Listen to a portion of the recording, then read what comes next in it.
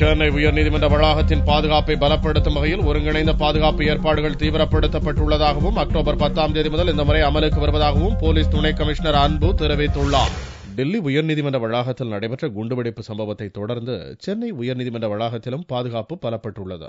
அதன்படி அக்டோபர் 10 முதல் உயர்நீதிமன்ற வளாகத்தை சுற்றியுள்ள 7 வாயில்களில் கிழக்கு திசையில் உள்ள நீதிபதிகள் வாயிலில் நீதிபதிகள் மட்டுமே அனுமதிக்கப்படுவார்கள் என்றும் மற்ற 6 வாயில்கள் வழியாக வழக்குரைஞர்கள், குமாஸ்தாக்கள், நீதிமன்ற ஊழியர்கள் அனுமதிக்கப்படுவார்கள் என்றும் அறிவுறுத்தப்பட்டுள்ளது. நீதிமன்றத்துக்கு வரும் பொதுமக்கள் தங்கள் வழக்கறிஞர்களிடமிருந்து கடிதம் பெற்று வந்தால் மட்டுமே நீதிமன்ற வளாகத்திற்குள் அனுமதிக்கப்படுவார்கள். இதற்கான பாதுகாப்பு பணிகளில் சுமார் 400 போலீசார் 3 ஷிப்டுகளாக ஈடுபடுத்தப்பட உள்ளதாக துணை கமிஷனர் அன்பு கூறினார். வழக்கறிஞர்கள் மற்றும் அவங்க ஸ்டாஃப்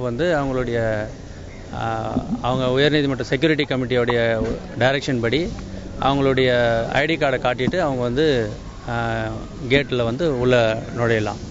மற்றபடி வாகனங்கள் மற்றும் அவங்க தனியாக வர்றவங்களுக்கும் தனித்தனியாக வழிமுறைகள் அந்த செக்யூரிட்டி கமிட்டியிலிருந்து கொடுக்கப்பட்டுள்ளது. அது அவங்களுடைய இதுலேயும் பப்ளிஷ் பண்ணியிருக்கிறாங்க.